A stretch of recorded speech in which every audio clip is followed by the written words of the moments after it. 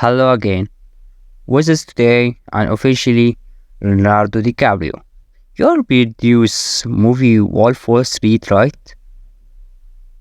Fascinated by this book. I mean, Jordan Belfort looks at this as a cautionary tale. He's sort of reflecting on his wild, debaucherous, hedonistic days on Wall Street, where he was, consumed by greed and excess. But he was so candid and honest about it, and I really wanted to put this up on screen because, in a lot of ways, it felt like a reflection of the time that we were living in. And goes in this film. It is absolutely wild, and Martin Scorsese and I decided to really pull no punches and really go for it. What's the name of your environmental organization? We kind of focus on protecting endangered species and their ecosystems. So coral reef systems, jungles that are home to sort of top predators, sharks. Oh, nice. I love that. Was the script important to you? One work with Quentin Tarantino?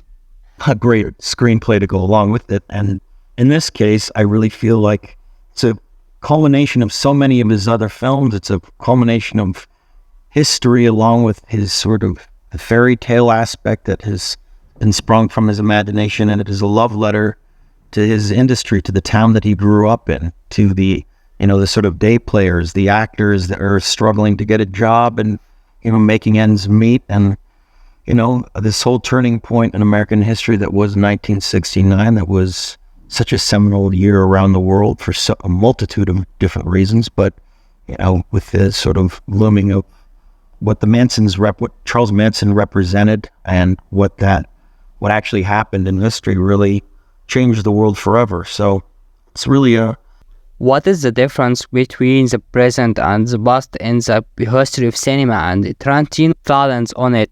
I think it remains to be seen. Imagine the transition from silent film to talkies, the advent of television, VCR. I mean, we're always changing, and I think that there's a lot of amazing original talent and storytelling and financing of new ideas through these new services that are going to be a great opportunity.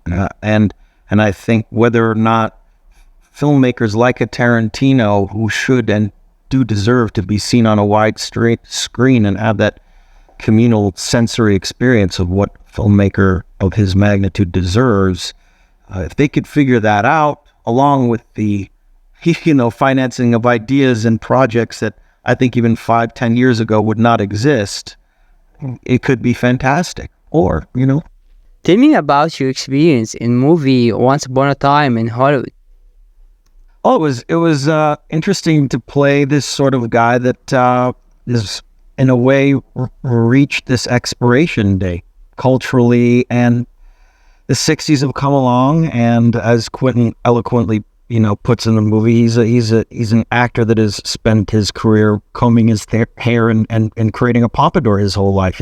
That's what he knows, and he's not making this sort of transition into this new era of Hollywood. And he's also feeling sorry for himself. He's a working actor, but he kind of missed out on that television to film transition that actors like Steve McQueen did, where they were able to make that jump and have these sort of amazing careers. He's stuck in this rut, and it's what's so interesting is Quentin puts all of this in this sort of 2-day time span, and he gave this amazing backstory to all of us. But so much of these characters and what they're going through emotionally in this transition that Rick Dalton is going through, accepting his sort of fate, but also realizing that if he gives a little more and tries a little harder and stops feeling so damn sorry for himself, there are some possibilities out there. But what was so great was to be able to have all that knowledge and all that wealth of our backstories in this 2-day time span.